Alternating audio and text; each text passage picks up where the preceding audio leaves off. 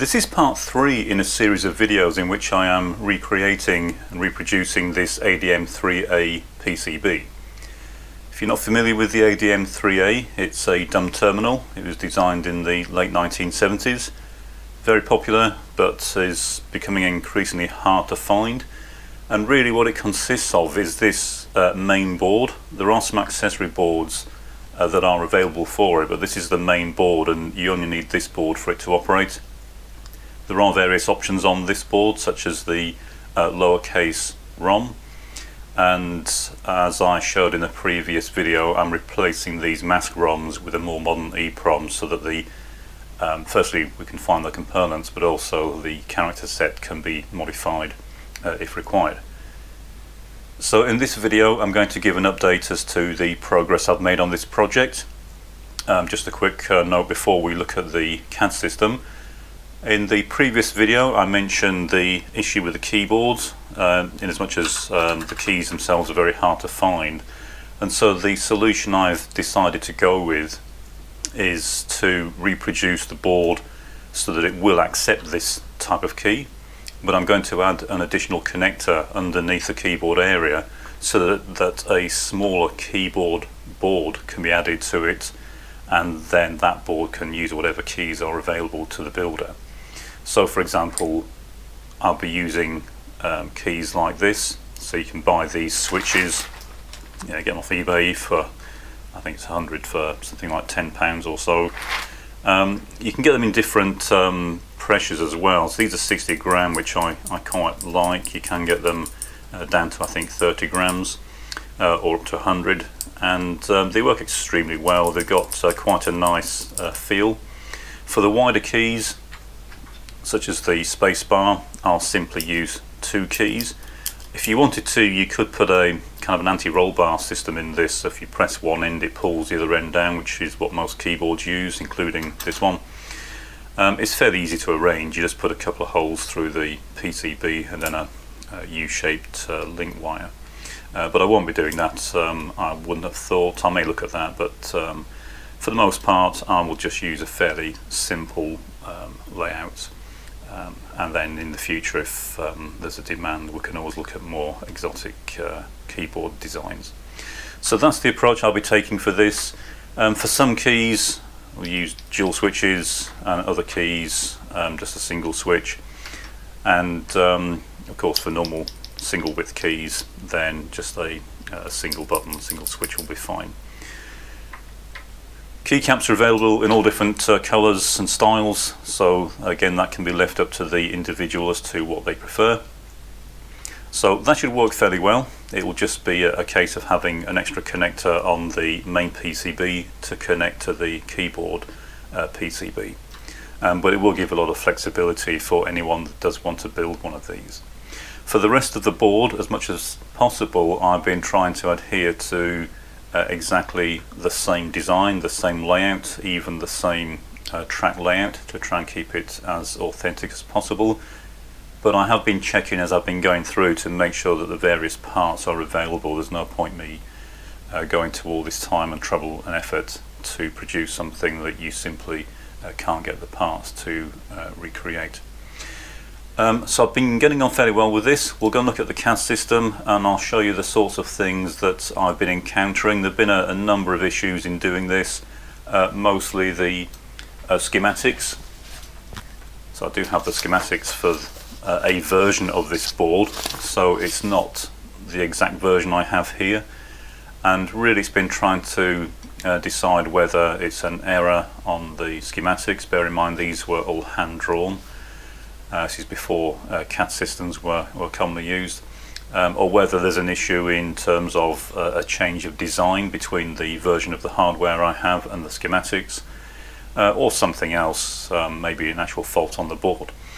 So I've been working my way through this. We'll look at the CAD system and I'll show you the sorts of things that I've been encountering and the way that I've been dealing with them. Okay, so here we are looking at the CAD system. As you can see, I've made a lot of progress with the board layout. If we zoom in, we can see that all the keys are placed. I still have to do the silk screen yet, but I'll do that last. And I have been trying to adhere to the kind of serpentine type layout rather than the point-to-point layout that you'd have in a more modern board. And it has made it very time consuming to get this far. It does look quite messy on the screen, but as I said previously, this is just the way the screen represents curves. It does come out in the Gerbers as very nice smooth curves. So as you can see, all the, or most of the interconnections, that's the straight yellow lines, have now gone. Most of the connections are made. I still have some components to add, so there will be a few more things to put on here yet. But the sorts of things I've been encountering, if we look at some of the remaining connections, if we put the mouse cursor over the connections, we can see that if I select this one and I highlight it, so I've now got the entire subnet highlighted, so it's now shown in blue. You can see this is designated as CC80, and again I've tried to keep the same naming format as is on the actual schematics to keep things as clear as possible.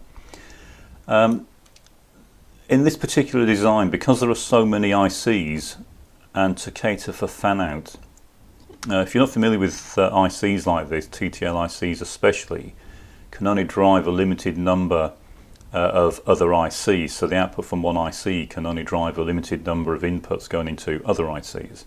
And because there are so many ICs on this board, and especially something like the clock lines which go to many ICs, if you try to use a single output to drive all the clock lines, then it probably wouldn't work. There wouldn't be enough drive from the IC to drive all the other inputs. So what they've done is they've come up with split duplicate lines for some of the signals. So for example, if we look at the source schematic for this part of the board, so that's this schematic. There are quite a number of these sheets of schematics. The design spread across, I think it's 13 or 14 different schematics. And if we look across, we have a simple clock generator, and if we follow it across, it goes over to the right here, and ultimately the main clock is generated here, and it comes out on these two lines, and these two lines are the two clock lines. But as you can see, they are duplicate lines. They actually do exactly the same thing. Now unfortunately, whoever drew the schematics was playing a bit fast and loose with the use of these two lines in the way they put them onto the schematic. So the problem I have is if we go back to the PCB layout, now what I've done with all the schematics is just use exactly the same designations that were on the schematics that I have. But if we go back to the PCB layout, we obviously have those two clock lines. We have CC80 and the other one is CC80A, and obviously they shouldn't be interconnected. So if I highlight the second of the two clock lines, you can see that also goes to quite a number of different points around the board. The problem comes when I try to lay down the tracks. If I bring back the image I've created for the actual board and then we try to follow one of these tracks around, so for example, if we look at these two nodes here, so we have CC80A in this position, and if we go and follow this track through, you can see there should be a track on the board joining these two together. When I get to this node, firstly notice it's not highlighted, so it's not on the same node, but it's saying CC80, whereas this one's CC80A. So in the schematics, these are not connected together, but as you can see on the board expects them to be. So maybe I've made a mistake in the schematics, so we'll check that first. So if we select this node and then we cross probe, you can see that it should be CC80A, and that is indeed what I've designated this one as. If we go to this one, you can see it's CC80. So they're correct on the schematic, which can only mean that either the board is wrong, so either this track shouldn't be here, or the schematic was drawn wrong. Now, because these boards were mostly laid down by hand rather than using CAD systems back in the 70s, it's a very long, tedious process to do these board layouts. So it's far more likely that the error is in the drawing of the schematic rather than in the board layout itself. Now, it doesn't really matter if these are actually connected together, the system will still work.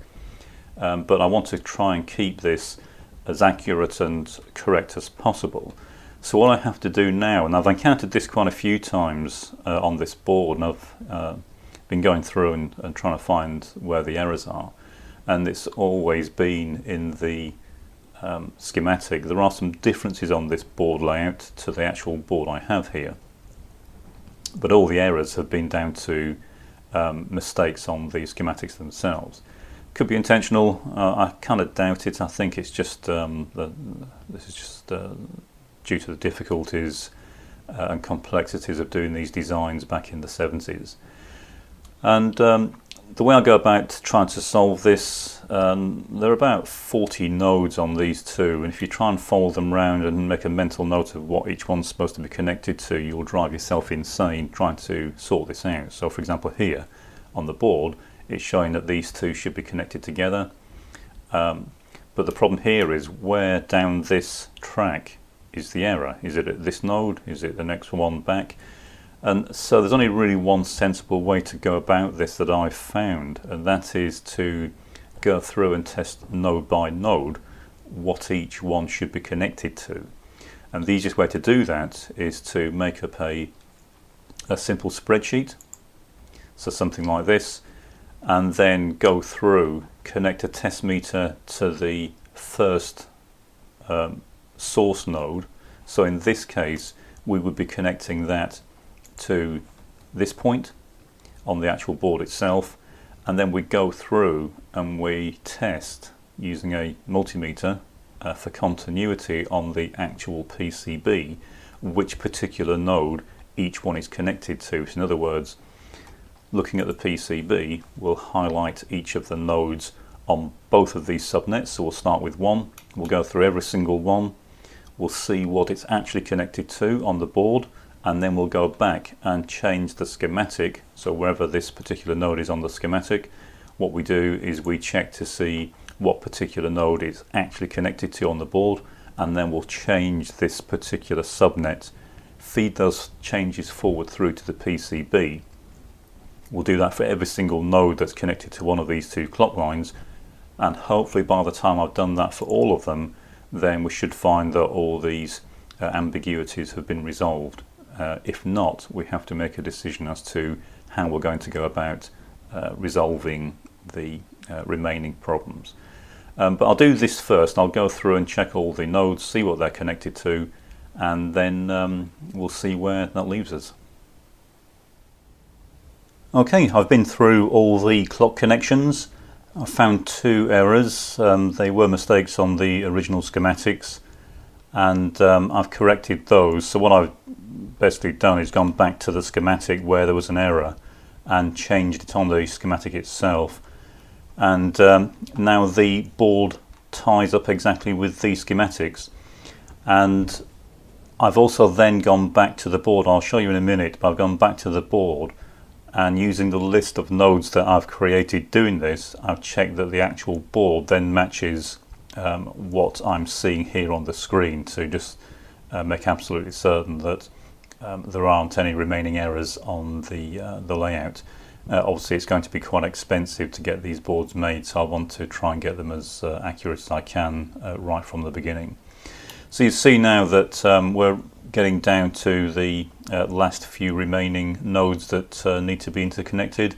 There are still some differences between this layout on the board and the actual board that I have, so I've got to decide which to go with, whether I go with the original or whether I go with the board version that I have, which is probably what I'll end up doing. If we run the report that I showed in the previous video, when I started this there was 2,500 connections to make. I've since added quite a few components, so there's a little over 3,500 interconnections on this particular board. And you can see we're now down to the last 17 that I need to make, and these seem mostly to be the same issues I was having with the clock lines, in that there are 4 clear lines on this board, and again they've played a bit fast and loose with the way they've drawn them on the schematics compared to the way they've been laid out on the board. Probably done to make the board layout a bit more streamlined, but either way, because I'm doing this in reverse, I need to try and figure out the best way to interconnect these. You can see now we're just coming up to 5,000 minutes total editing time, so this has taken a very long time, but I think we're now down to the last 4 or 5 hours, and I should then have the first version of the basic board layout done. The only thing I'll then need to do is add the extra connector for the keyboard. Other than that, it's getting close. Once I've got these final connections sorted out, then I can start getting the last few steps made. There are some fairly odd copper shapes. It was a hand-laid board, so I'm trying to recreate those as well. So the board layout is a bit strange in some places. I'll turn the image off. You can see there's some fairly odd tracks laid out on this, but this is the way the original board was laid out. It does match the board I have here, so I'm sticking to this. It will be a fairly faithful reproduction. The only other changes really are in the board I have. A lot of the pins are cut off the connections, the D-type connections, so there are fewer pads on the board than you would normally expect, but I will be using a full complement of all 25 pins on each connection, and that's for 2 reasons.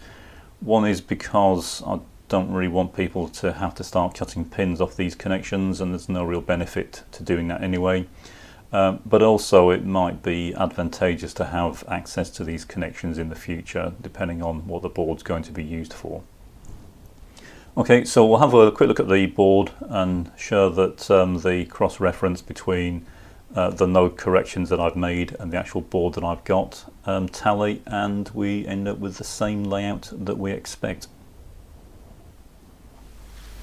So looking back at the board, this is the list of nodes I ended up with, and there were just 2 nodes that were incorrectly identified on the schematics. I also tested the inverted clock while I was here, and the first one was B91 was connected to CC80A. It should have been connected to CC80, so I swapped that over on the schematic and flushed that forward through to the PCB layout. And then looking further down, the connection on D2 pin 4 was connected to CC80, and it should have been connected to CC80A, so again I swapped that over. And what we can do now is check these to make sure that this is the layout we have on this actual board, which is what I'm really aiming for. So the first one, C13 pin 12, is what we have one probe on the meter connected to. So all the other pins on this list designated CC80A should now be connected to this same node. So we'll start off and work our way through the list. So J9 pin 2 should be connected to the same node. Quite a nice layout on this board, the way everything is identified. So J9 is, we've got row or column J, depending on which way you look at it. So we've got J here, and then 9 is this particular one, and that should be pin 2, which it is. K7 pin 2, so K7 2. H8 pin 1, so H8 pin 1. Next we have F6 pin 13, so that's F6 pin 13, F6 pin 1, which is correct, E5 pin 1, F2 pin 13, E2 pin 13, D2 pin 4, and finally C3 pin 4.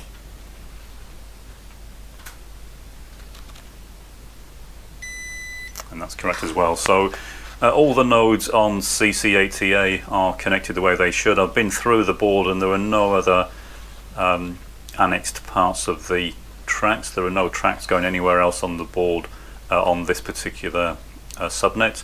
I've done the same thing with the inverted clock and the same thing with CC80 to make sure that all the nodes are connected the way that they should be.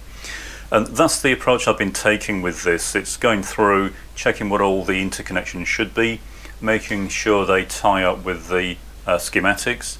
Where they didn't tie up with the schematics, it was figuring out whether the error was in the designator on the schematic or with the board layout, or it could have been there was a fault on the board. I have found some open tracks which I've been rectifying as I've been going, and that's kind of made it a bit more long-winded and time-consuming than it would otherwise have been. But getting fairly close now. I've got a few lines left to do, just 17 or so traces, but I do still have to make the interconnections for the serial sockets, a couple of connections to make in the power supply, a bit of the hardware connection and mounting holes need to be sorted out to get those in the right place, and then the board is ready to go through to the manufacturer and I'll get a few made up. As ever, comments welcome. Any feedback on the project would be appreciated, and as ever, if you're potentially going to be interested in one of these, let me know. The more I can order, the cheaper they'll be, and as I say, it is a big board, so it's not going to be particularly cheap, but if I can order at least a small quantity of them, then it will bring the price down.